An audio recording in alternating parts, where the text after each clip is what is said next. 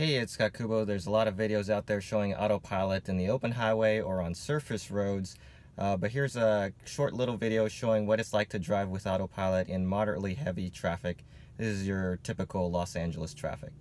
Okay, so we'll be driving on Highway 101 north from downtown Los Angeles towards Hollywood. It's a curved on-ramp, and we'll tap down twice on the drive stalk to engage autopilot, and you'll hear the chime. And then you can see it's handling this curve appropriately and tracking the vehicle ahead of us, as well as this truck that's merging in as well.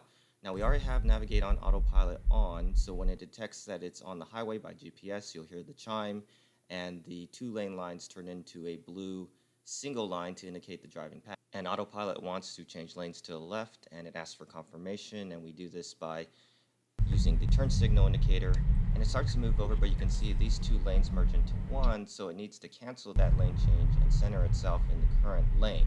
Autopilot still needs to get over to the left, but there's a car in the way as indicated by the red line, and so it will wait till that path is clear and then start moving over, but that vehicle creeps back into our blind spot, and there's an abrupt swerve back to the right, and then when the path is clear, it does go back to completing that lane change. Now, aborting that lane change by swerving to the right is a little bit unnatural and unnerving, but of course Autopilot is just trying to follow its driving. 500 feet, keep left to stay on US 101 North. Follow its driving policy of staying centered in the lane. I hope in the future Autopilot will act a little more naturally. Instead of swerving back to the right, it'll just pause there at the edge of the lane and wait for the path to clear before continuing on. Or if the car on the left continues to overtake, then Autopilot will recenter to give way.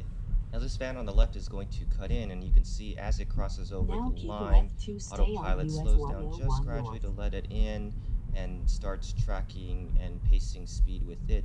It speeds up, but does so gradually to allow some distance in between the two vehicles.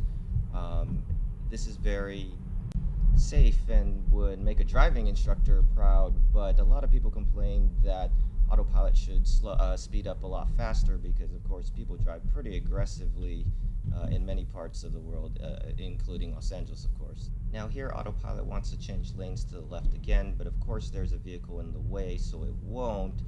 There again is the red line indicating the blind spot, and I tend to wait a little bit to confirm this because there's really no point yet in turning on the turn signal. But when you do, it starts tracking, as you can see, the van in its current lane and the Porsche in the target lane, and makes a pretty decisive and very natural move over. And then, of course, turns off the turn signal. Now, at high speeds, it tends to be rather cautious and gradual in terms of making these decisions to change lanes, but at low speeds, it's quite decisive, quick, and pretty natural, actually. So we'll speed up as traffic opens up and speeds up. You can see that there's a decent amount of distance in between the car ahead of us. I use distance setting in the medium range, but even if you move it all the way up as close as possible, it still keeps about a 1 to 2 car length distance between you and the vehicle ahead of it at these low speeds. Now when another vehicle crosses into your lane, Autopilot really doesn't start slowing down until that vehicle crosses over the line. I'd like to see Autopilot be able to predict the path of vehicles or see turn signal. Now we know soon Autopilot will start changing lanes without requiring confirmation. I'm really excited about that, and it'll also be interesting to see if other improvements come along with that update as well. And of course, I can't wait to make some cool videos showing that.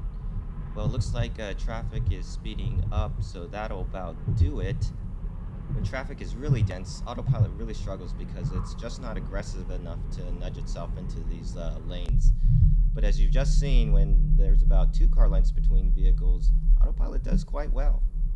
If you found my videos helpful in researching to purchase a new Tesla, click on the link to find out how you can get free supercharging. That offer from Tesla ends February 1st, so don't delay. Big thank you to all those who did in the last couple of months. I've enjoyed having you along for a drive. Have a really great day, and see you next time.